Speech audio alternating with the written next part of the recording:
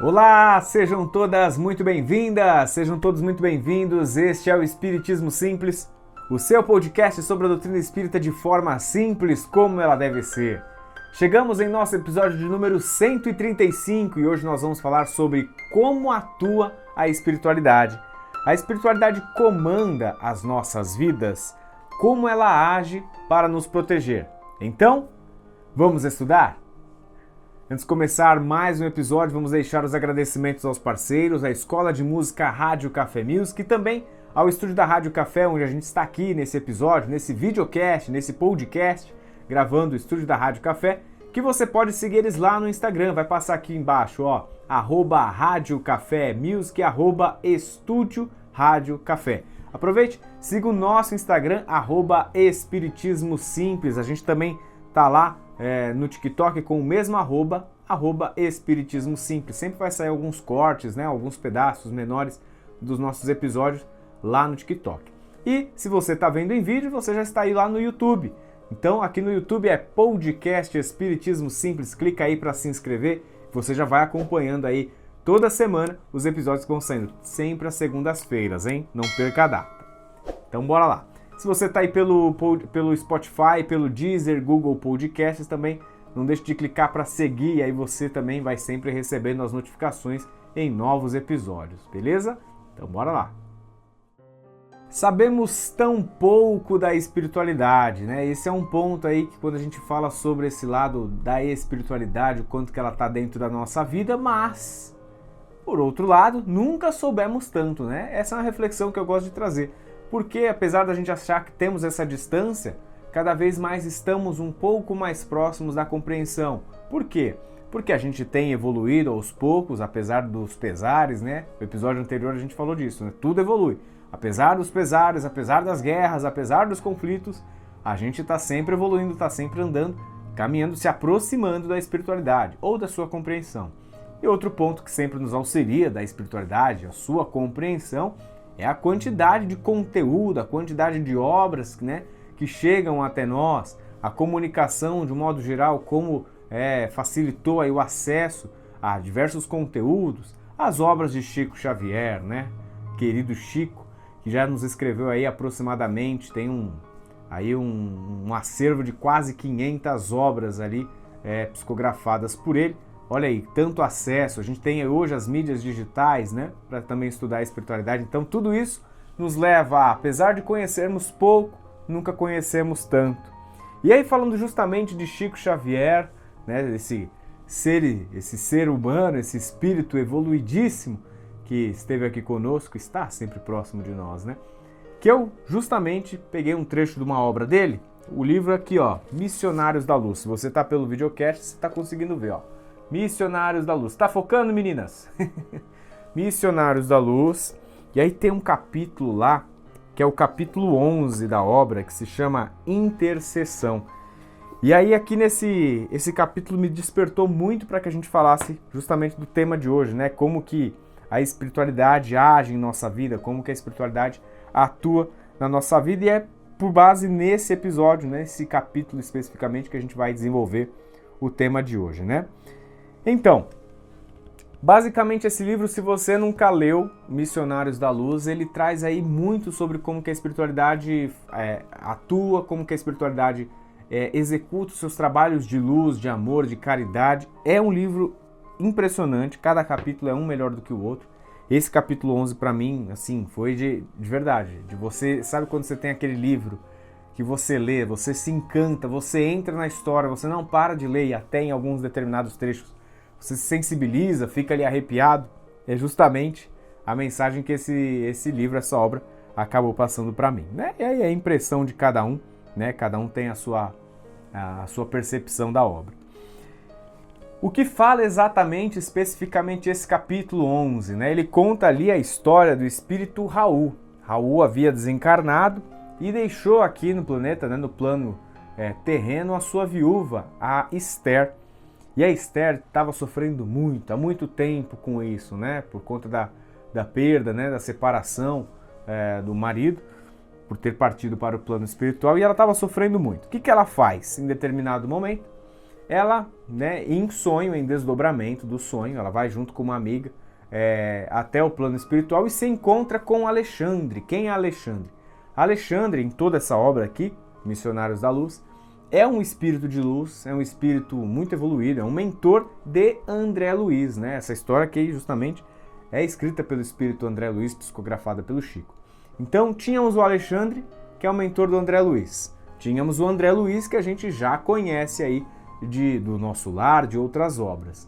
E aí chega essa Esther acompanhada da amiga, a amiga leva até o Alexandre para tentar auxiliar de alguma maneira, né? Essa amiga dela, a Esther, que estava ali aflita pelo desencarne do marido. Ela havia sido casada com ele, com o Raul, há 12 anos, tinha 3 filhos e vivia uma situação financeira ali bem complicada, né? Ela era muito vulnerável financeiramente porque junto com ela, além dos 3 filhos, ela ainda vivia com alguns tios, né? Então, imagina ela ter que sustentar a casa depois desse período sem o marido.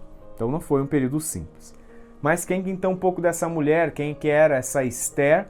Ela já havia sido casada primeiro com Noé, e esse Noé, no início da história, conta que ele tinha passado por um suicídio, um tanto quanto estranho essa história do suicídio do Noé. E aí depois ela teve o Raul, que o Raul também aí ele foi assassinado de uma forma um pouco estranha, que a história não conseguiu ali explicar, a polícia da época não conseguiu resolver muito bem esse caso, né? E aí acho que deu para entender um pouco do contexto, né, de quem que era essa mulher Esther aí, né, do que ela havia passado. E aí, qual que é o pedido de Esther? Ela encontra com o Alexandre e com o André Luiz justamente para fazer um pedido. O que ela mais queria? Reencontrar o Raul, né? Depois desse período que ela ficou separada ali por conta do desencarne dele, ela queria muito encontrar para saber como é que ele estava depois do possível assassinato. Ela queria muito encontrar esse marido, porque ela também já estava aflita e achava que em algum momento, se ela encontrasse com ele, todas as suas dúvidas, todas as suas questões poderiam ser curadas, tratadas. Então, esses 2 espíritos, o Alexandre e o André Luiz, vão atrás para auxiliar essa irmã querida, né? E aí a gente vai descobrindo ao longo da história como é que eles vão auxiliar e a gente vai entender como que a espiritualidade atua, justamente pelo papel desses 2 espíritos amigos. André Luiz e o Alexandre vão fazer ali uma visita até a casa da Esther aqui no plano terreno para perceberem como é que era o clima, como é que era esse ambiente da casa. E aí o que eles depararam logo de cara era um ambiente muito denso, tinha uma carga pesada, negativa na casa. Eles chegam no momento de refeição, então eles vão ali próximo à mesa, a família estava se alimentando, e eles percebem que havia 6 entidades, né, 6 espíritos ali em volta da mesa, não apenas em volta da mesa, mas se alimentando junto com eles, né? E aí tem um momento bem curioso da obra que André Luiz até se espanta e fala, nossa, mas eles estão comendo juntos? Que coisa mais estranha! E sim, eles estavam de alguma forma ali, né? Não fisicamente se alimentando, mas tentando puxar ali algum fluido, tentando no consciente, né? na cabeça deles. Eles achavam que estavam conseguindo se alimentar e o Alexandre fala, não se espante, isso é muito comum. Inclusive, de acordo com o quão preso esse espírito está ligado aqui à matéria, ele muitas vezes se deitava no quarto que ele já dormia naquela mesma casa. Eram espíritos familiares, tá? Eram pessoas, parentes que haviam desencarnado, mas os que ficaram vivos estavam ainda tão presos e ligados, conectados a eles, que eles ficavam ali presos também, se sentiam parte da rotina da casa, conviviam normalmente, dormiam nos quartos que eles já dormiam, se alimentavam da comida que eles ali partilhavam juntos. Então perceba aí o ponto do que a questão da matéria, o quanto da nossa conexão influencia, né, o nosso comportamento, mesmo enquanto depois desencarnado, né? Eram esses familiares aí que estavam presos, estavam com esse pensamento aprisionador, porque a própria família também acabava segurando um pouco, né? Alexandre observa tudo isso, mostra para o André Luiz e ele vai pedir auxílio de espíritos amigos visitadores, né? Então ele é parecido, esse espírito visitador, ele é parecido com o espírito protetor, mas ele tem menor vínculo com o espírito em si. Ele foi atrás de quem poderia auxiliar, que tivesse tido contato com o Raul, localizar onde é que está o Raul, como é que a gente vai conseguir auxiliar esse irmão.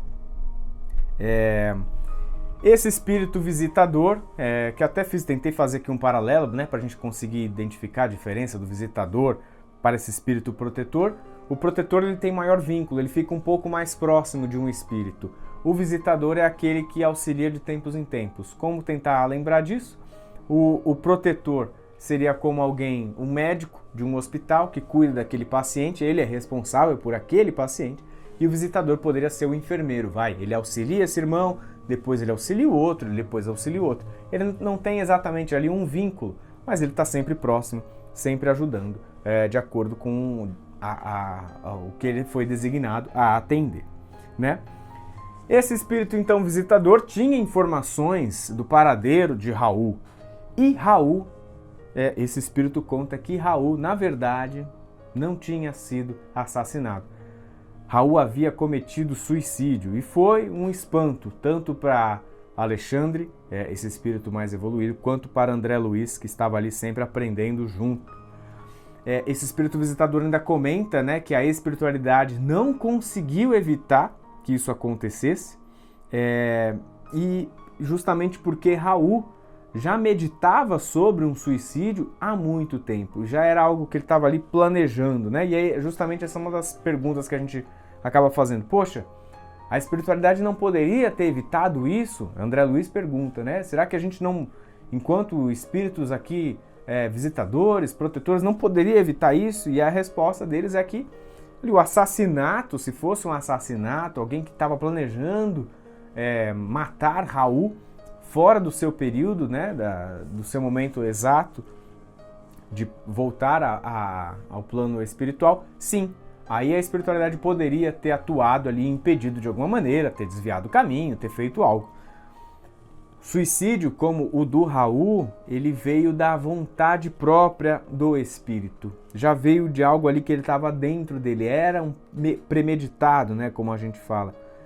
Não haviam, então, inimigos ocultos que estavam ali atentando ele, né, como a gente fala, às vezes tinha um obsessor que estava na cabeça dele. Não, foi ideia ali própria, foi um puro desequilíbrio da alma, e a gente vai entender por que no desenrolar dessa história.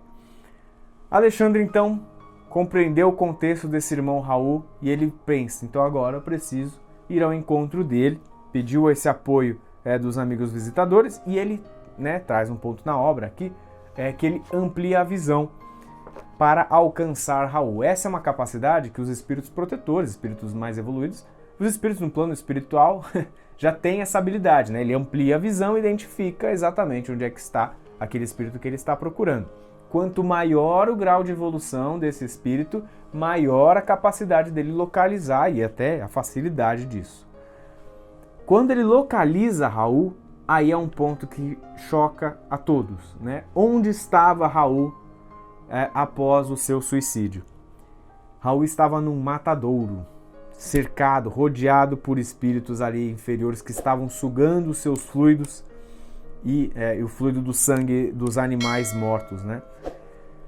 A cena que eles acabam encontrando é Raul ensanguentado, um tanto quanto ali inconsciente e rodeado por entidades vampíricas, é assim como traz no livro, né? Entidades vampíricas. Eram vampiros? Não, é uma forma da gente tratar essas entidades que sugam, né? Que puxam ali a energia de outros seres, né? E aí no caso do Raul, sugavam o seu fluido vital.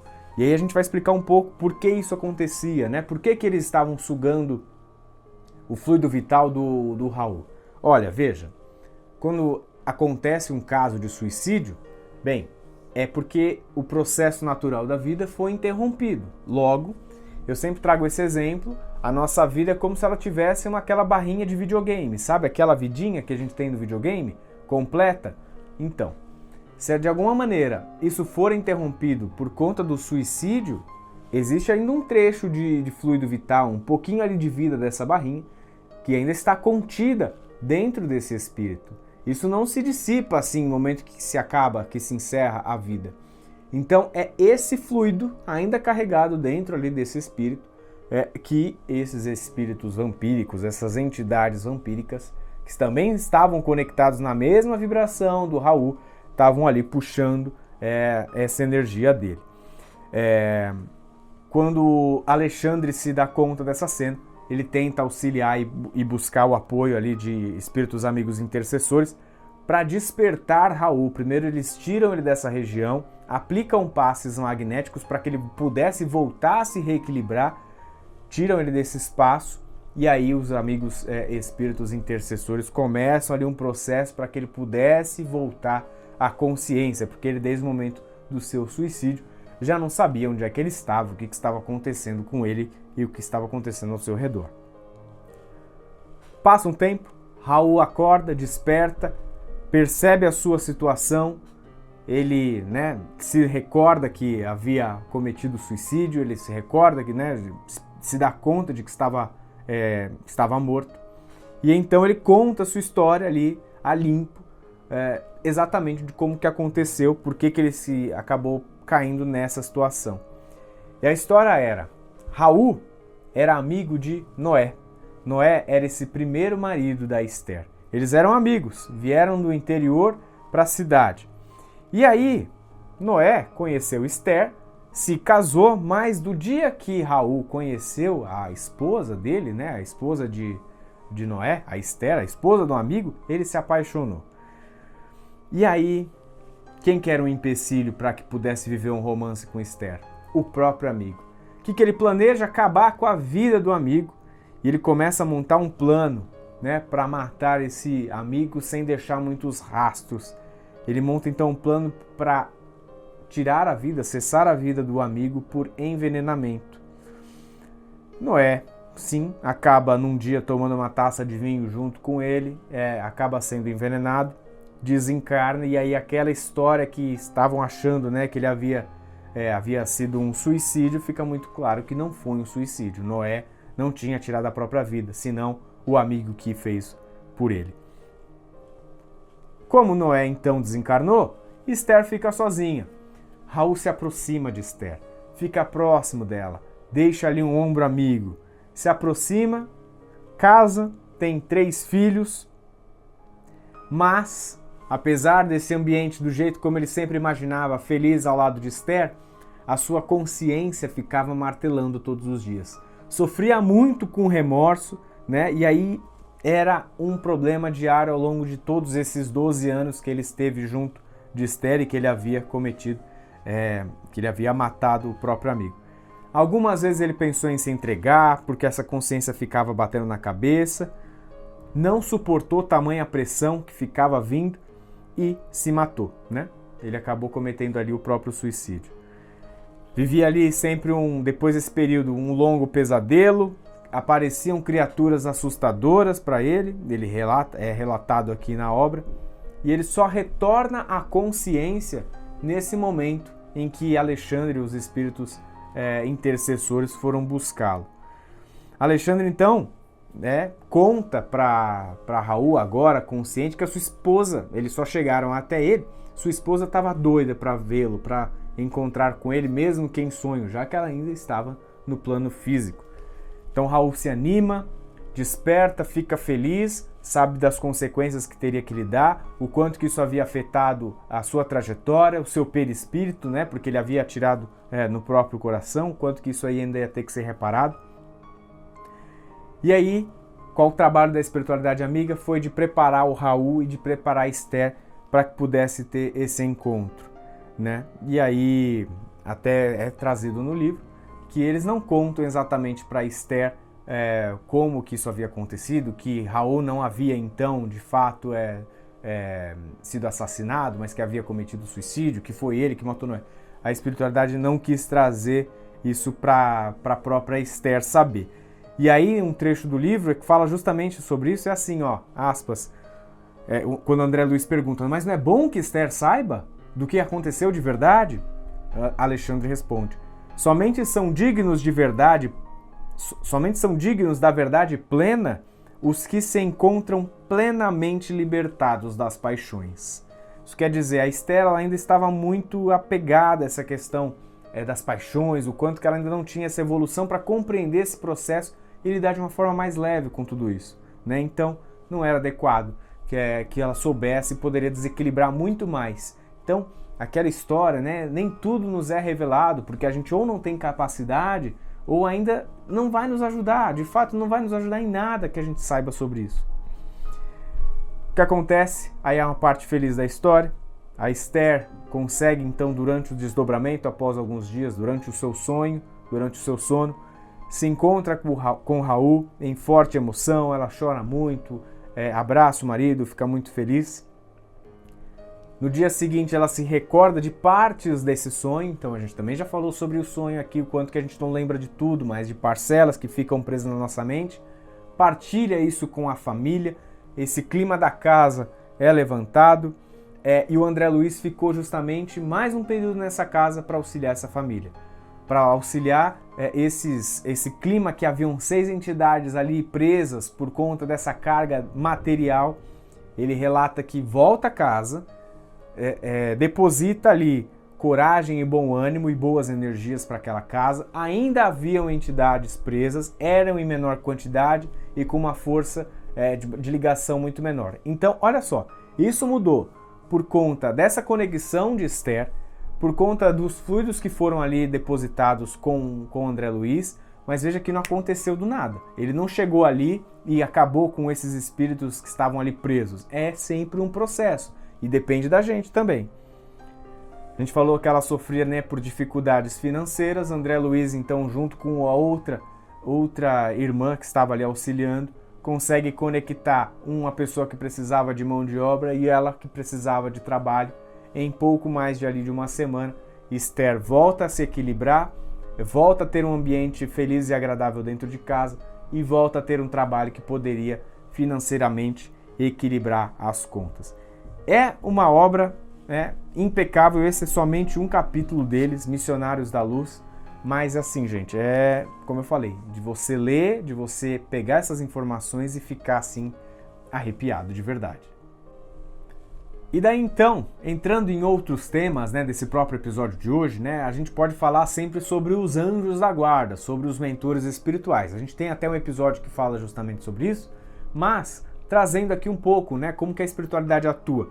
O anjo da guarda, acho que é um ponto importante, que eles estão ao nosso lado, eles permanecem ali com a gente dentro das nossas necessidades, mas eles não ficam presos com a gente andando como se fosse uma sombra. Onde você vai, o seu anjo da guarda está do seu lado. Eu vou para cá, vou trabalhar, meu anjo da guarda está aqui. Eu vou para casa, meu anjo da guarda está do meu lado. Você está no seu carro dirigindo, o anjo da guarda está sentado no banco do seu lado. Não. O anjo da guarda, ele, além da tarefa protetora de cuidar de você, às vezes ele pode cuidar de outros, às vezes ele pode assumir outras funções no plano espiritual. Então ele não é uma babá nossa, né? Ele não é uma babá sua. Ele acaba ali nos auxiliando quando percebe essa necessidade, quando a gente precisa de apoio. Quando você aciona ele nas suas vibrações, na sua prece, certamente ele está ali ao seu lado e vai sempre nos ajudar. Outra questão quando a gente fala sobre espiritualidade. E essa daqui é uma pergunta que veio da nossa ouvinte, a Luma Nissan. Ela pergunta assim: por que as coisas ruins acontecem, né? Já que a gente tem a nossa espiritualidade do lado, como é que ela deixa que essas coisas acontecem pra gente? Por que a gente sofre, às vezes, na vida, né? E aí, o primeiro ponto é que a gente tem um olhar muito limitado sobre o tempo, né? Essa percepção de tempo, nossa, ela é muito pequena. A gente acha que a gente tem total noção sobre ela e total noção sobre o que pode acontecer ao nosso redor. A gente acha, a gente supõe que temos o controle do tempo e das coisas que acontecem durante a nossa vida. E não temos. Quer dar um exemplo? Vou trazer aqui.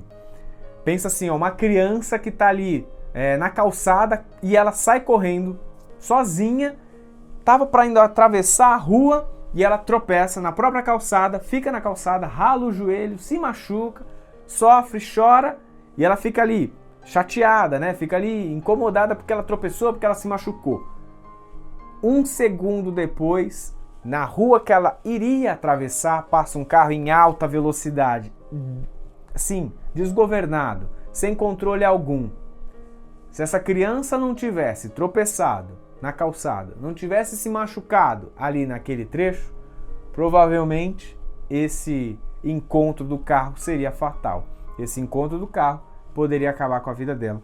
É mais ou menos assim, né? Trazendo um exemplo muito lúdico para a gente compreender um pouco como que a espiritualidade atua. Às vezes esses tropeços, às vezes esse machucado no joelho, esse incômodo que a gente sofre, que a gente fala como eu estou sofrendo, ele pode ser um atenuante, né? Ele pode ali reduzir um mal maior, ele pode evitar que problemas maiores que podem mudar totalmente a trajetória da nossa vida aconteçam.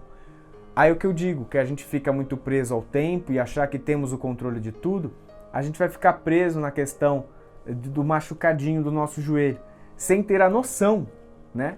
Porque essa criança não tem a noção de que se aquele carro passasse poderia acabar com a vida dela, sem ter a noção de que um mal maior pode estar próximo de nós. Então a espiritualidade pode estar ali relacionada a uma situação menor para evitar um problema maior. E aí é essa limitação que a gente tem em enxergar, né? A gente escapa desses problemas aí maiores e sem perceber, né? Tipo aquele mestre Magoo, minha mãe que falava desse desenho, não sei se alguém conhece. O senhorzinho que ficava acho que meio tampado, com as vistas tampadas e andava pela cidade, tudo acontecia, dava tudo certo, ele não sofria com nada, andava sobre os prédios e escapava de tudo. Então é um pouco assim que a gente vive na nossa vida, né? A gente às vezes nem está percebendo, não temos essa visão total. Se a gente tivesse talvez essa vista, né, como se estivesse num helicóptero para perceber essa linha que é a nossa vida, acho que a gente teria uma noção mais clara sobre o que está adiante da gente, o que pode ser que venha acontecer. A gente está na Terra, a gente só vê um palmo à nossa frente, né? E aí, por que a espiritualidade então não impede? Né? Por que a espiritualidade não evita algumas coisas? Porque algumas coisas, como essas que a gente comentou, são livramento, né? Alguns pequenos maus acabam sendo livramento. Outras vezes, a espiritualidade ela não evita, ela não impede, porque é resultado das nossas escolhas passadas. É reflexo do que a gente já fez anteriormente. Então, esse é um segundo item que pode estar relacionado. O terceiro ponto é o nosso próprio livre-arbítrio. A gente faz escolhas. Nesse próprio momento, o tempo todo fazemos escolhas. E isso vai refletir no que a gente vive hoje. Então, ou é livramento, ou é alguma questão passada, ou é o nosso próprio livre-arbítrio. Então ela não vai impedir esse tipo de coisa, porque é das leis naturais, é das leis de Deus. Então, dou um exemplo aqui, o cara que teve uma cirrose aguda e por conta dessa cirrose ele desencarnou. Por que a espiritualidade não impediu que o meu tio desencarnasse por conta da cirrose? Meu Deus! Né? A gente às vezes tem esse pensamento um pouco assim. Mas são pequenas escolhas, né, diárias ali, que levaram aí a vida dessa pessoa a ser encurtada. Né? Ninguém ficou colocando ali a bebida de forma demasiada para que essa pessoa tomasse e aí ele é vítima de todo esse processo. Muitas vezes são escolhas diárias nossas. Por isso que a gente fala de uma vida equilibrada. Como que a gente se comporta, como que a gente se alimenta, como que a gente pratica atividade, como a gente se cuida, como a gente... É esse equilíbrio que a gente tem que pensar na nossa vida, né? É ação e reação, é o nosso próprio livre-arbítrio das coisas que a gente pode ali escolher ou não. E quando a gente fala de livre-arbítrio, a gente está falando um pouco de liberdade, está falando também muito de responsabilidade. E essas são palavrinhas que sempre estão caminhando juntas, né? Quanto maior a liberdade que eu tenho, logo, maior a responsabilidade que eu também vou ter.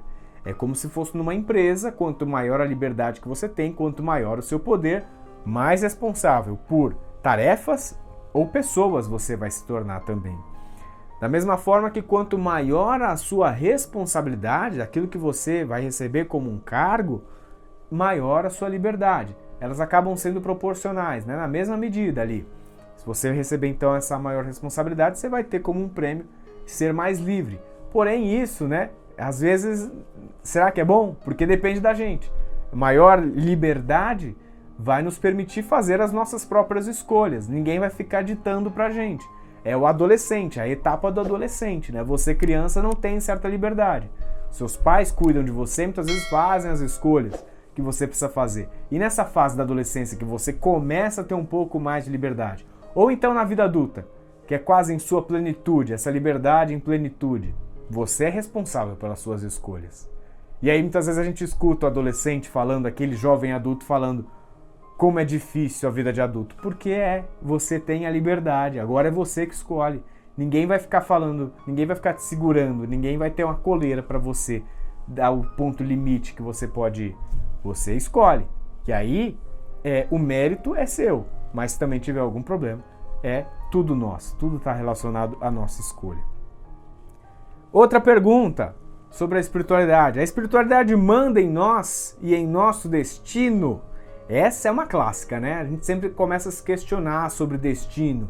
A gente já está com uma vida toda fadada, a gente tem uma vida, uma trajetória pronta e a gente só está vivendo aqui jogou aqui na banguela, aqui, só soltar e deixa que vai descer, do jeito que tem que ser, vai acontecer a nossa vida. Olha, mandar de fato em nós, a espiritualidade não manda, né? Ela influencia mais do que a gente imagina. Tem essa questão no Livro dos Espíritos, né? Que a gente não tem a percepção do quanto que os espíritos influenciam a gente. Mas a nossa vida, ela não está toda traçada. A nossa vida já não é desenhada do início ao fim e aquele roteiro que foi feito, ele vai ser cumprido perfeitamente. Eu tento muitas vezes esclarecer e dar como exemplo que é como se fosse, também de novo videogame, que existem checkpoints, né, da nossa vida. Aí sim podem ser planejados lá no plano espiritual, no nosso planejamento reencarnatório. Existem pontos principais, cruciais na nossa história que a gente planeja cumprir. Como que a gente chega do ponto A ao ponto B? Aí pode ser uma linha reta ou aí pode ser uma linha curva. Sempre vai depender das nossas escolhas. Que a gente falou de liberdade e o que a gente falou de responsabilidade. Como você traça o caminho da sua vida? Que você tinha que nascer, crescer, evoluir, né? Procurar algum trabalho, formar uma família, em um momento no final da sua vida você desencarnar e retornar à pátria. Às vezes você faz esse trajeto numa intensidade que traz a brevidade, né? Acaba deixando essa vida mais curta. Como que a gente faz esse caminho dos checkpoints da nossa vida? De um ponto a outro. Ele é uma linha reta ou ele é uma linha curva, tortuosa, cheia de dificuldades, né? Como que a gente chega de um ponto a outro? É a gente que determina e a gente que faz a nossa própria escolha, como que a gente traça essa rota. Conclusão, pontos finais de como que a gente pode interpretar o modo como a espiritualidade atua. Olha, primeiro ponto, até do que a gente ouviu dessa história aqui do Missionários da Luz, do capítulo 11. As coisas não se resolvem como mágica, né? Nem na espiritualidade. As coisas não acontecem num estalar de dedos, não é assim. A espiritualidade também não faz assim e tudo começa a se resolver. É necessário um processo. Se aqui no plano terreno, né, com um pouco mais de dificuldade, bem mais. Se aqui no plano terreno as coisas caminham por processos, por hierarquias, por pessoas que falam com outras pessoas, que ajudam outras pessoas, a gente percebeu que ali no plano espiritual acontece da mesma maneira. Alexandre, mesmo sendo um espírito evoluído, foi pedir ajuda de espíritos intercessores, espíritos protetores, visitadores, que pudessem auxiliar nessa tarefa. Então, olha, se você não gosta muito de trabalhar em equipe, não vou falar para você que no plano espiritual tudo vai mudar, que você vai poder fazer a sua escolha sozinho, vai viver só. Não. Trabalho em equipe é para uma vida inteira e até depois dessa vida. Segundo ponto, temos anjos da guarda, mas não temos babás. Aquilo que a gente falou, a espiritualidade vai nos proteger, mas não vai deixar que nada de ruim aconteça, porque muitas vezes isso tudo é reflexo do que a gente já fez no passado, é o livre-arbítrio, é aquilo que é ação e reação, a gente que está tomando atitudes que vão depois desencadear em outras consequências. Terceiro ponto, nós escrevemos a nossa história com as nossas escolhas. O Raul é um exemplo claríssimo disso, né? Talvez a vida dele, no planejamento reencarnatório, seria se aproximar desse amigo, ser o padrinho das crianças, né? Dos filhos do Noé com a Esther, mas não. Ele quis ali assumir um papel de protagonista total desse relacionamento e aí ele acabou tomando alguns caminhos não muito adequados, que não vão ser muito simples, né, nessa caminhada seguinte, em outras encarnações. Pode ser que ele passe novamente para encontrar com Noé, que ele tenha talvez que ser o pai de Noé, cuidar dele, e aí também estar ali próximo da Esther, a Esther que pode auxiliar nesse processo de reparação daquilo que foi feito, né? Então esse é um ponto de como que a gente escreve a nossa história com as nossas escolhas. Quarto ponto, aquilo que a gente já até falou um pouco, existe uma hierarquia e existem funções bem definidas no plano espiritual. Há espíritos auxiliam espíritos de acordo com o seu grau de evolução. André Luiz, nesse mesmo trecho, ele queria fazer o despertar da consciência de Raul assim que encontra ele ali no matadouro. E Alexandre avisa, calma, você não tem essa habilidade, isso vai trazer muito mais consequências para ele, né? Você não está habilitado ainda para isso. E André Luiz aí fica em alerta, percebe que existe então esse processo e que existem pessoas que cuidam de cada uma das tarefas. Quinto item, tá aí, a espiritualidade ela sim nos ajuda, mas a gente percebe que foi necessário um pedido, uma intercessão, alguma prece, a oração da viúva para que chegasse até o Raul. Então, talvez o Raul, depois do seu desencarne, da sua partida, não tinha tido nenhuma prece, nenhuma vibração ali que se aproximasse, que quisesse auxiliar tanto dele. Essa luz não chegava até ele. Então, na súplica, né, da prece, ali ela conseguiu auxiliar tanto o próprio Raul, quanto ela mesma, que tanto queria encontrar com o marido. Então, a gente percebe que desse quinto item aí sobre a questão da espiritualidade, ela vai estar nos ajudando, mas ela não vai tanto auxiliar se a gente também não se mexer. A nossa prece, ela toma esse papel fundamental. Então, é como se você está ali doente, numa fila de espera do hospital. Se você está só doente na fila de espera do hospital e não for lá pedir uma senha para ser atendido, eu preciso de ajuda, ela vai te auxiliar, ela vai ali te ajudar, mas o processo pode ser mais rápido e melhor se você tomar atitude. Levanta o braço, ó espiritualidade amiga, eu preciso de ajuda. Ó meu Jesus, né, meu irmão, ó Deus, preciso de apoio.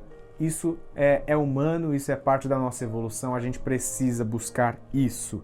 E aí, duas frases para a gente encerrar o podcast e trazer um pouco do quanto que a espiritualidade nos mostra sobre isso nessa obra. Ó, ansiedades existem que não se curam à força com raciocínios do mundo. É indispensável conhecer o refúgio da oração, confiando-as ao Supremo Pai.